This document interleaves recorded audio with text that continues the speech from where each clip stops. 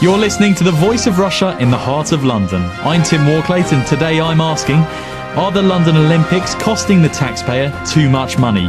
Last week, British members of Parliament raised concerns that the London 2012 Games could go over budget. The Public Accounts Committee released a report suggesting the Games and Legacy projects could cost around £11 billion. However, the government has rejected this figure. It says the Olympics is on time and on budget. Moreover, the cost has quadrupled. It was initially estimated that it would cost Britain around £2.4 billion in 2005. Now it's risen to £9.3 billion. And in recent months, concerns have been raised over the effect the Games will have on tourism in the UK over the summer, and if the Olympics will have a lasting legacy both nationally and locally. I'm joined in the studio by Tom Peck, who's the Olympics correspondent at the Independent newspaper, Tom Jenkins, who's Executive Director at the European Tour Operators Association, and John Goodbody, who's Olympics correspondent for the Sunday Times. Gentlemen, thank you for coming. So I'd first like to ask you all very simply, is the Olympics costing the taxpayer too much money? John?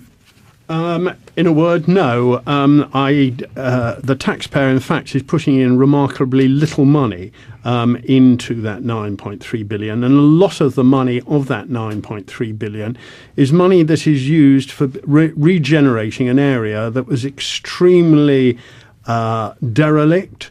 A lot of factories that were old. And the whole area was, to be absolutely honest, a disgrace to London. And fortunately, the Olympics has given us the catalyst to be able to do something for that. I believe that the Games will be a catalyst not only for that area, but also for British sport. Tom Jenkins? The short answer is I don't know. The virtue of such events really lie in themselves. You're having Olympic Games. The crucial point about the Olympic Games is it's a great party, a huge sporting festival, and it is to be judged on those merits. If you're looking for ancillary benefits in, for instance, tourism, which is the area I work, no, there are no benefits in that area. But if what you're wanting to do is throw a party, then it's very difficult to judge, is it costing too much money? It's the wrong question to ask when you're in the middle of a party. And Tom Peck? Well, I think 9.3 billion is a reasonable bill for an Olympic Games. Of course, a lot of that money isn't as a direct loss to the taxpayer. A lot of it is invested in contracts to British companies anyway. If you're somebody who is looking forward to the Games, who loves sport, can't wait for the Games to start, then I think you would say yes. If you're somebody who is going to leave London for the duration of it because you can't stand it, you would say no. So it's very much a matter of personal taste. My own personal taste, yes, I think it's definitely worth it. So, John, now the Olympics budget has quadrupled since 2005. How could this have happened?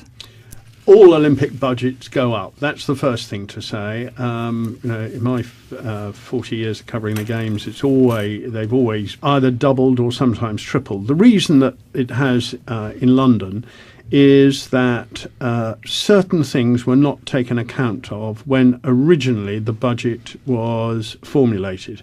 One of those, for instance, was the VAT, value added tax, which is nearly £1 billion. Of course, that's money that, as it were, the London Organising Committee of the Olympic Games, and particularly the Olympic Delivery Authority, which actually built the venues, they are paying the government back for that £1 billion. That's the first thing. The second thing is, of course, there's, including in that money, is a lot of contingency money, which may not be spent at all. And we won't know that really until after the Games.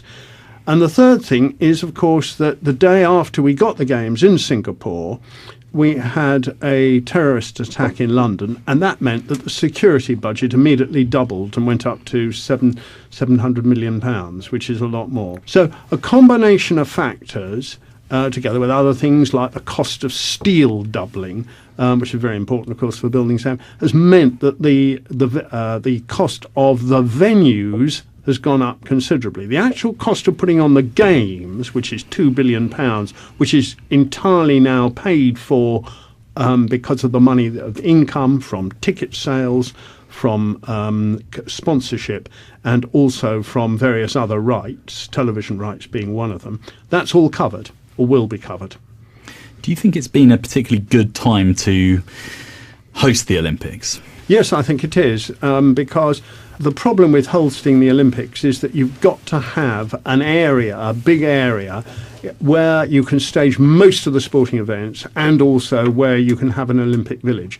And if we hadn't got the games this time, that area in East London where the games are going to be staged would have been used for other purposes, and we would then have been in a position of not being really able in London to be able to find a suitably large place with the best infrastructure that is needed for the games in one place, and therefore that's why I think it's a very appropriate time for London to stage the games. Tom Peck, would you agree with that?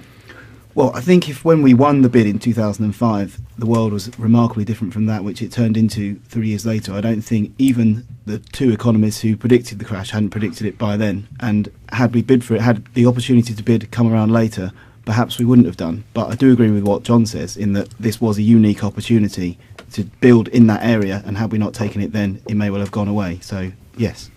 Tom Jenkins? I think the short answer to the question why have the numbers gone up so much is that the people putting the bid in got their numbers wrong. Yes, you're right. There have been unfortunate things that have caused price increases.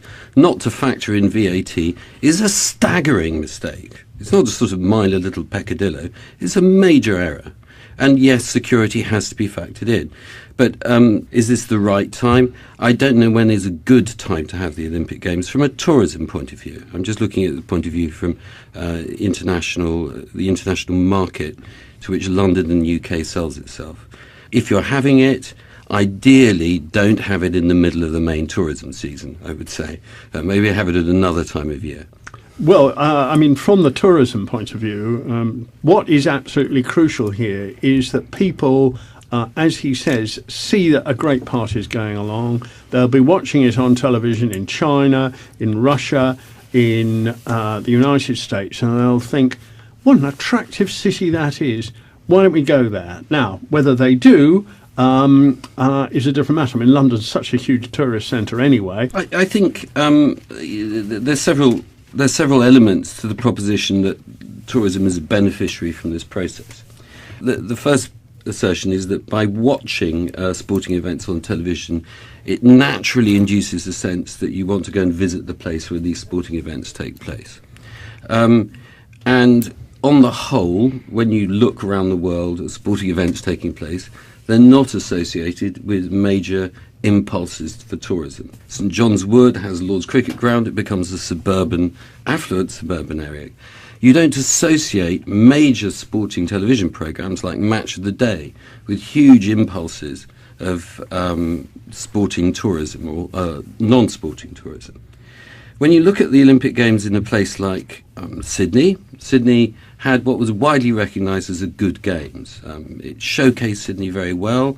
It was praised as being one of the best games ever.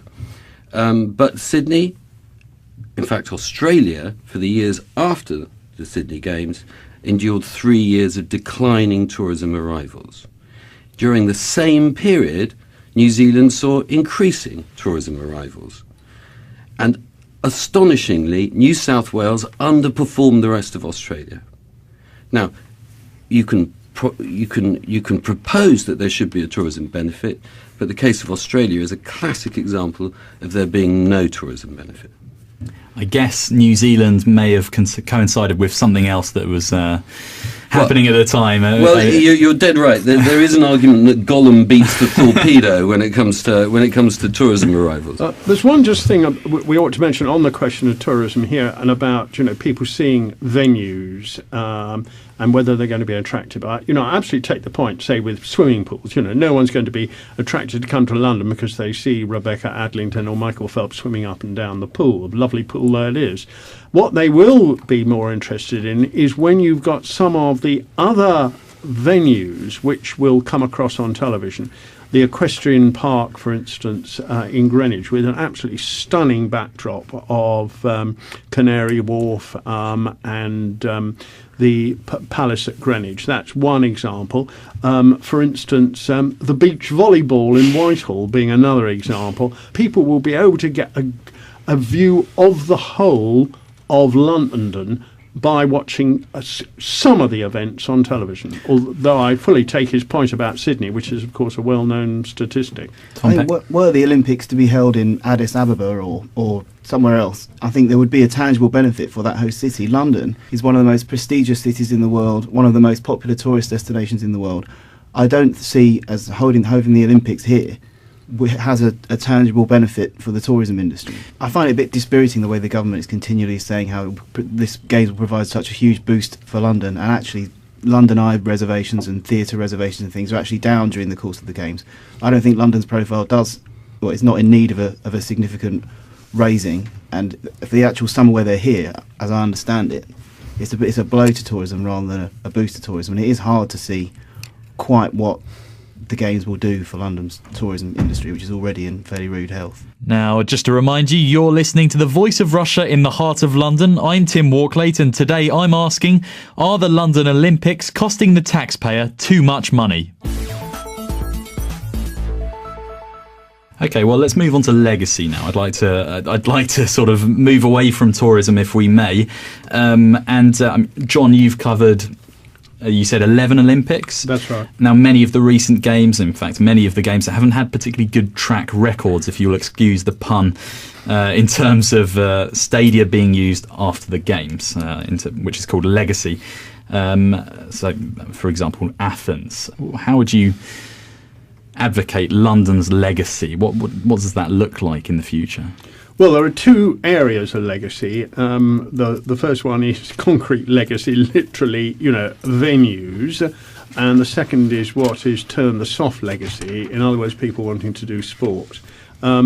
Or more people wanting to do sport because they're encouraged by the Games. Now, if you start off with the concrete legacy, there are several venues that have gone up. Let's take the swimming pool, for instance, example. Now, Paris has got 21 Olympic 50-metre pools indoors. London has got 3 before we start off with the Olympic Aquatic Centre. We were going to have in East London, in any case, an Olympic swimming pool at some stage in order to redress the balance. So that would be one area where we can benefit. There'll also be things like the Olympic Village, which can be used for housing. The infrastructure facilities, the transport facilities there are extremely good. I mean, hopefully during the Games, but certainly after the Games, because there are so many different lines going through that area. So there's also the main stadium. Still very controversial what's going to happen. Hopefully will be used as a mixture of athletics and football and other things, but that's a long story. And then there are the other things like the cycling track, cycling immensely popular now in Britain. Cycling track will also help it. So that's the concrete thing. If we look at the soft legacy, what we hope is that more youngsters in particular will be wanting to go out and cycle, play football, run, swim, do judo, whatever it is. And efforts are being made to ensure that this takes place. Whether it does take place, of course, we won't know until well after the Games, several years after the Games. But looking at previous Games, a lot haven't had particularly good track records. I mean, look at Montreal, for example.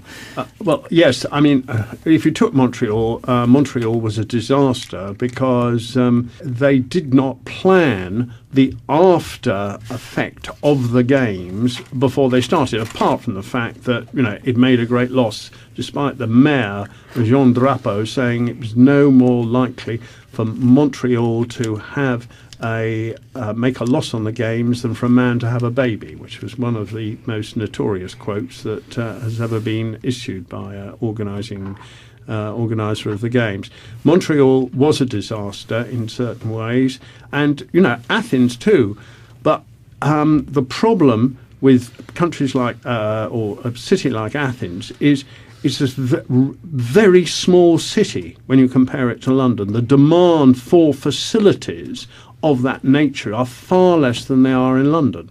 And some of the facilities in Athens, like the housing the Olympic Village, where a lot of us stayed, are being used now. It's the sports facilities that are not being used. And just a quick line on you covered the Moscow Games as well. What was the legacy left by that? I think the legacy for Moscow was a different one entirely, and the reason for that was because I think it was an opportunity for the Soviet Union, as then was, to showcase that it could stage a wonderful Olympics. That was its legacy. It was to put Moscow on the map. They had a lot of the facilities anyway. So in that sense, far more important for them to show the world what the Soviet Union could do. Tom? Well, yes, there's certainly two parts of the legacy. The first part, the sporting part, the idea that this Olympics would suddenly mean the target of 1 million people would start participating in sport. That, I think, was a bit of a red herring. I don't know why anyone would think that watching the Olympics would make everyone play badminton for 10 years. They might enjoy watching it for a little while. In terms of the concrete legacy, the buildings, I know that 6 out of the 8 venues are secured, the ones on the Olympic site.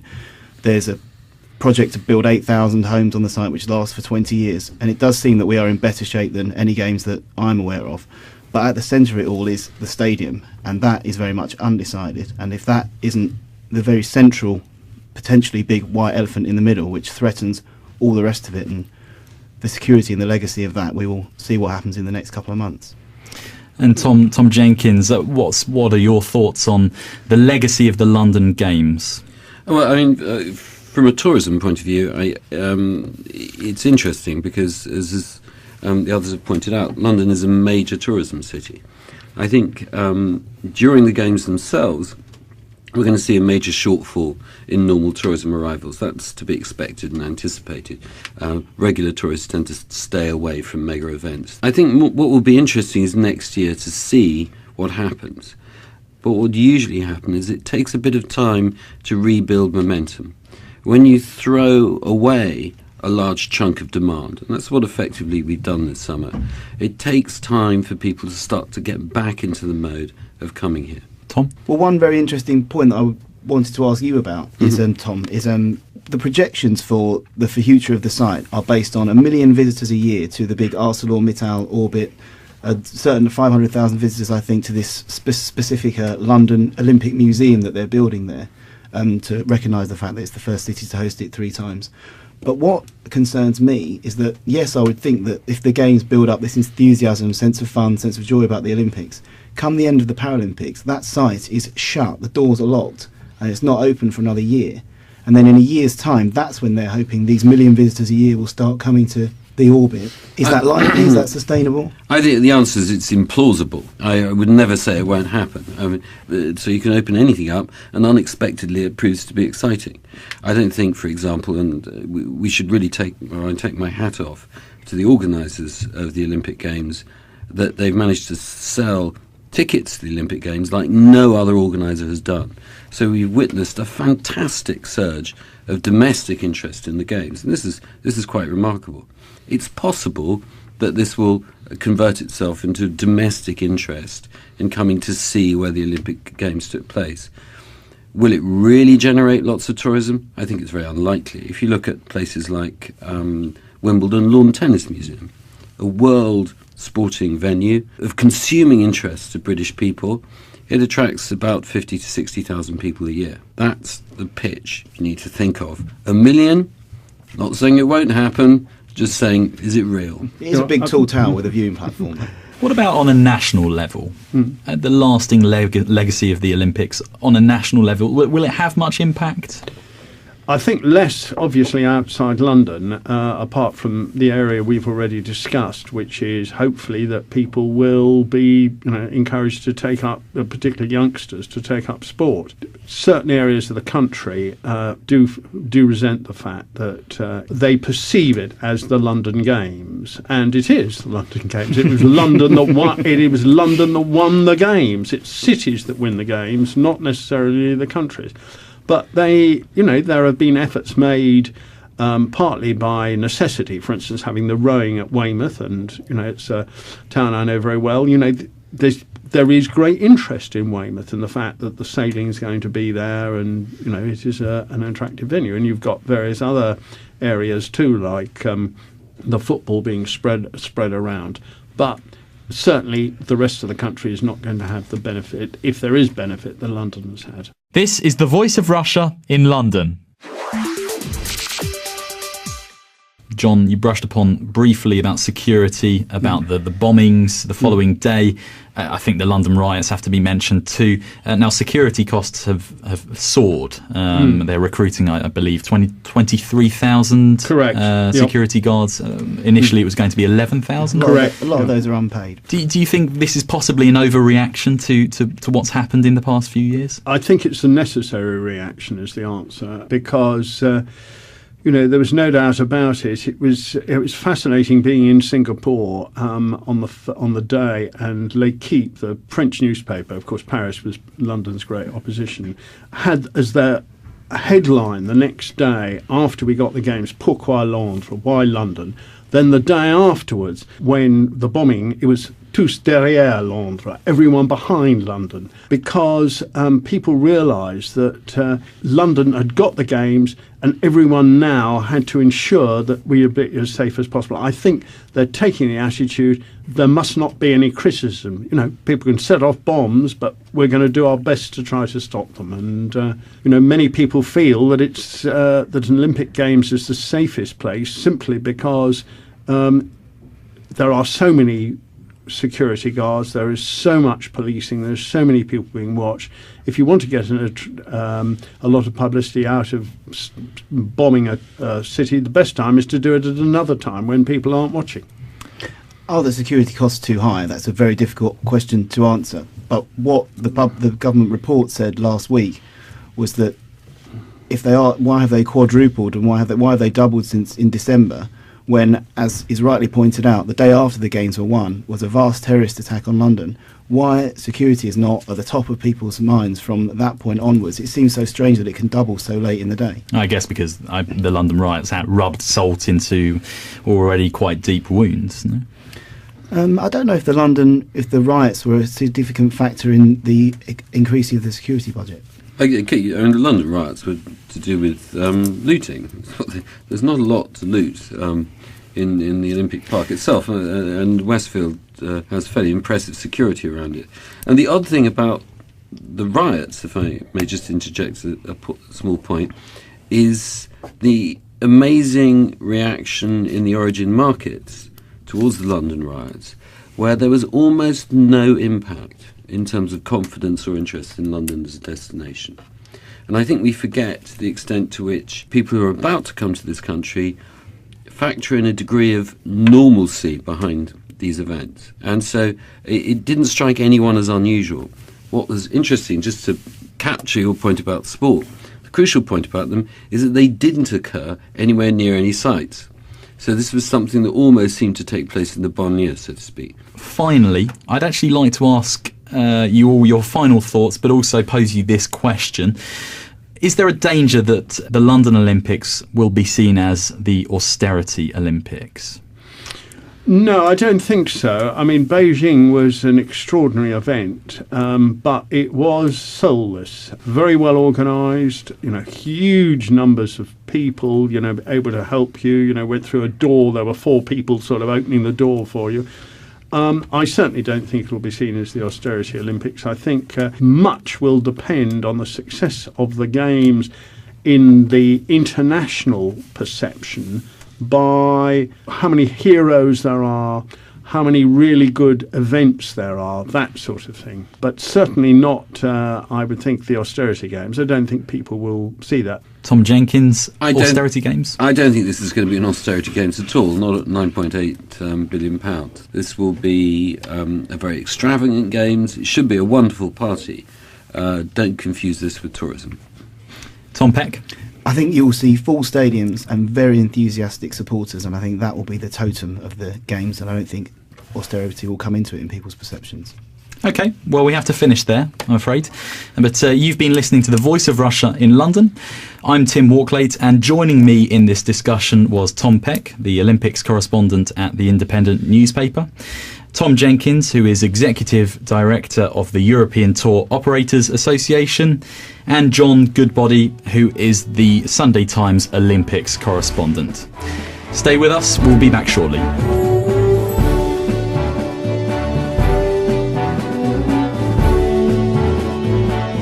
On time and on budget.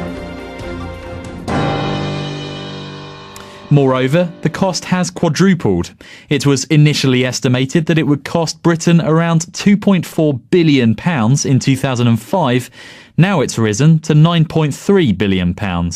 And in recent months, concerns have been raised over the effect the Games will have on tourism in the UK over the summer, and if the Olympics will have a lasting legacy both nationally and locally.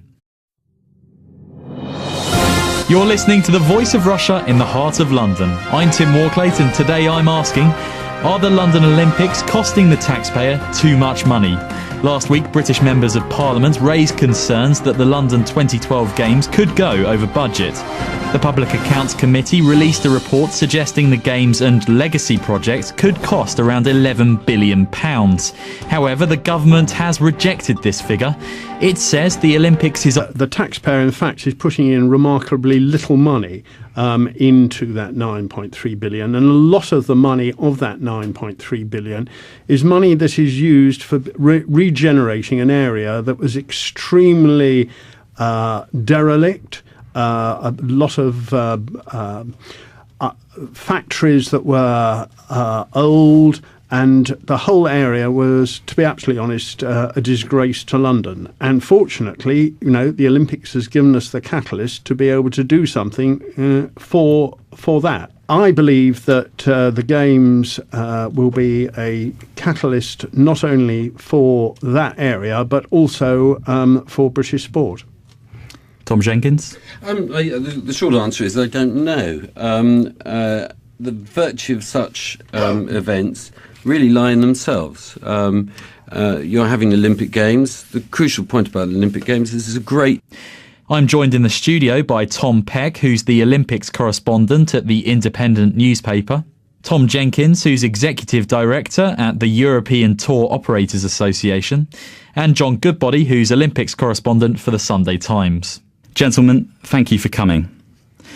So, I'd first like to ask you all very simply, is the Olympics costing the taxpayer too much money?